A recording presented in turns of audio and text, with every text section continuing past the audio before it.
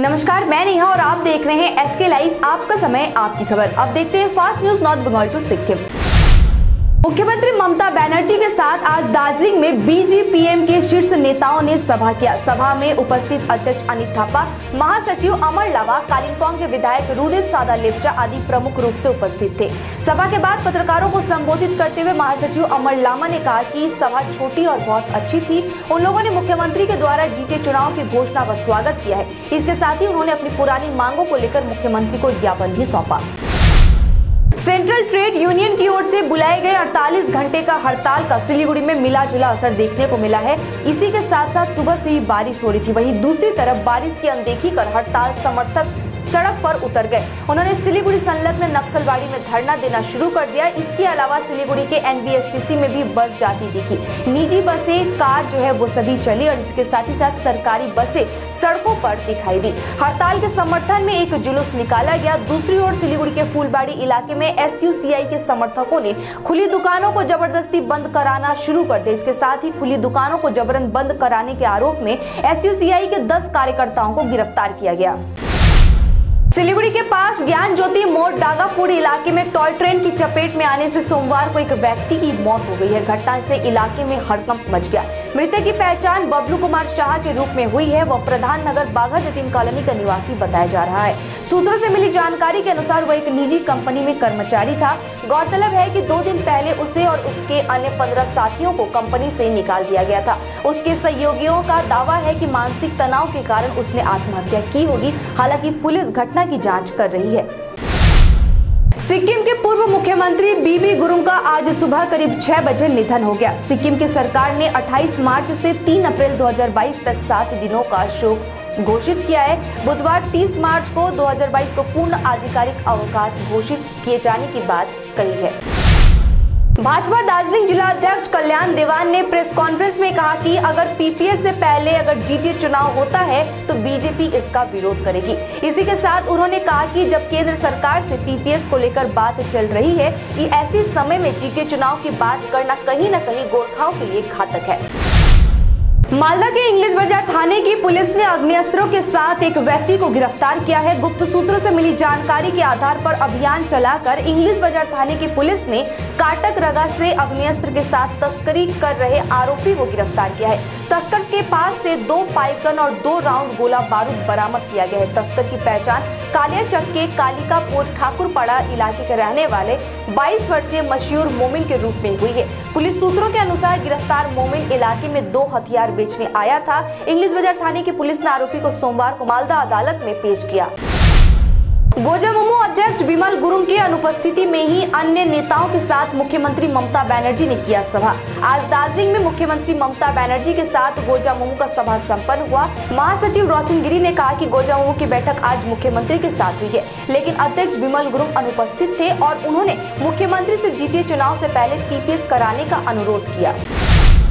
2 दिन के हड़ताल का सिक्किम की सार्वजनिक परिवहन निगम एसएनटी पर कोई प्रभाव देखने को नहीं मिला है, जहां राज्य के अन्य जिलों में हड़ताल जोरों पर था। इसी के साथ साथ गाड़ियों के आवागमन पर रोक लगा दी गई। वहीं सोमवार को हड़ताल के पहले दिन सिलीगुड़ी के सिक्किम बस स्टैंड पर सुबह सार्वजनिक और निजी बसें पर्यटकों को लेकर सिक्किम के लिए रवाना हुई। जलपाईगुड़ी में सीपीएम द्वारा 48 घंटे के हड़ताल के पहले दिन सोमवार को कुछ अलग ही तस्वीर देखने को मिली है। निजी कार, मिनी बस, ऑटो और टोटो सुबह से ही सड़क पर नजर दिखी। हड़ताल के समर्थकों ने जलपाईगुड़ी के नेताजी पाड़ा बस स्टैंड जंक्शन पर सरकारी बसों को चलने से रोक दिया। इसके बावजूद सरकारी बस पुलिस की सुरक्षा में चल रही है। हालांकि सुबह से ही सड़कें खाली देखने को मिली, लेकिन इसके साथ ही साथ दुकानें और बाजार भी बंद रही। वहीं कूच बिहार में मजदूर संगठनों ने सोमवार और मंगलवार को दिन के हड़ताल का आह्वान किया है। 2 दिन का सोमवार को हड़ताल के पहले दिन अधिकांश दुकानें बंद थी। साथ ही साथ सड़क पर कोई निजी बस नहीं दिखी। हालांकि सरकारी बस चलती दिखी सड़कों पर। सिलीगुड़ी के महानंदा के किनारे फैले गंदगी और कचरे को हटाकर नदी का स्वच्छ बनाने के लिए सीआरपीएफ जवानों व अधिकारियों ने महानंदा नदी की सफाई शुरू कर दी है। केंद्र सरकार के ट्रांसपेरेंट इंडिया मिशन के पहले सोमवार की सुबह सीआरपीएफ के जवानों और अधिकारियों ने महानंदा नदी के दोनों किनारों की सफाई की। सीआरपीएफ के डीआईजी अनिल कुमार ने कहा कि हमने महानंदा नदी को साफ और स्वच्छ रखने के प्रयास में सफाई अभियान शुरू किया है। चूंकि देश की आंतरिक सुरक्षा की जिम्मेदारी हमारी है, इसलिए नदियों को भी दूषित होने से बचाना का काम हमारा है। महानंदा नदी प्रदूषण के कारण अपना रुख खो चुकी है, इसलिए हम चाहते हैं कि महानंदा प्रदूषण से मुक्त हो। यूथ ऑफ इंडिया के युवा भी इस सफाई अभियान में आज सुबह जुड़ते हुए नजर आए।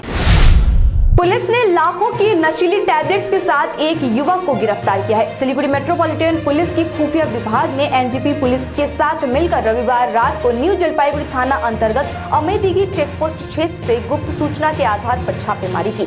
छापेमारी के दौरान एक व्यक्ति को खुफिया अधिकारियों ने गिरफ्तार किया। उसके पास से 7,000 नशीली गोलियां बरामद की गई है। पुलिस सूत्रों के अनुसार इसकी अनुमानित बाजार कीमत 18 लाख रुपए आंकी गई है। आरोपी का घर कूचबिहार जिले में बताया जा रहा है। उसके खिलाफ एनडीपीसी एक्ट के तहत मामला दर्ज करके आरोपी को जलपाईगुड़ी कोर्ट में पेश किया गया है।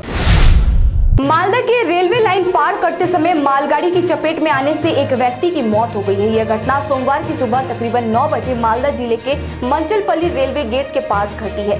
घटना के बाद रेलवे पुलिस के जवानों ने आकर शव को बरामद कर मालदा मेडिकल कॉलेज व अस्पताल भेज दिया पोस्टमार्टम के लिए। मृतक की पहचान 50 वर्षीय विनय साहा के रूप में हुई है। उसका घर मांचले ग्रामीण इलाके में बताया जा रहा है कि व्यक्ति आज सुबह रेल लाइन के किनारे बाजार करने गया था, लेकिन उसी समय पीछे से एक मालगाड़ी ने उसे टक्कर मार दिया और उस वक्त व्यक्ति की मौत हो गई। हालांकि पुलिस ने इस घटना की जांच शुरू कर दी है।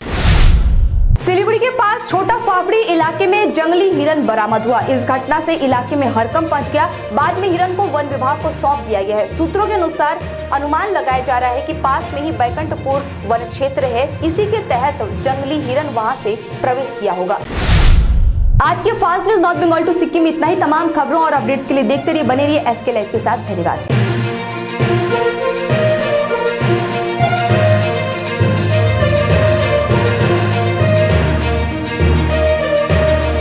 CareerScope Consultants, it's one-stop solution for consultancy services related to educational counseling and recruitment. उलझन में है कि 12वीं के बाद क्या करें?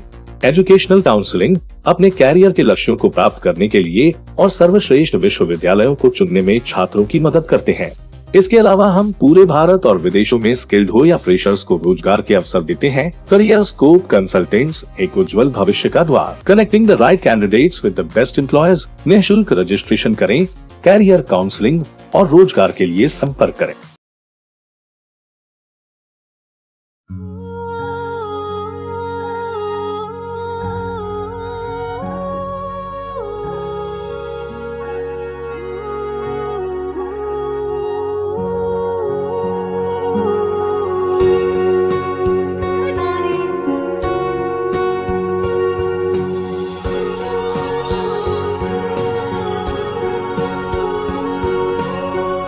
DPMI सम्मान के साथ सुनिश्चित रोजगार।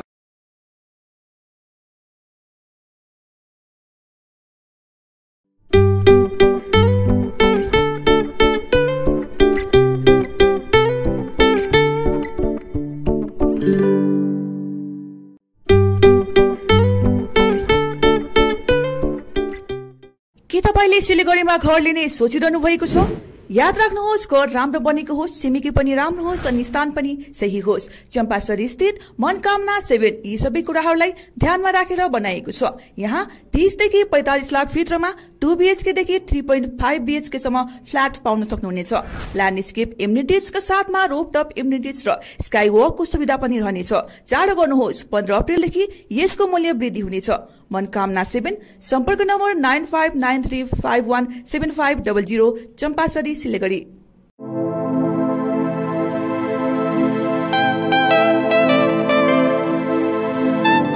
This is the membrane door made with a block board, 2000 rupees for a general door size per piece. This is a WPC flooring. We have the laminated wooden flooring, AC4 grade, AC5 grade available with us. The PVC flooring, this is 1 day work for 1 room. These are the wooden laminate flooring. Starting range is 65 rupees per square foot. 7 Concept Pranami Mandir Road 94340 40400.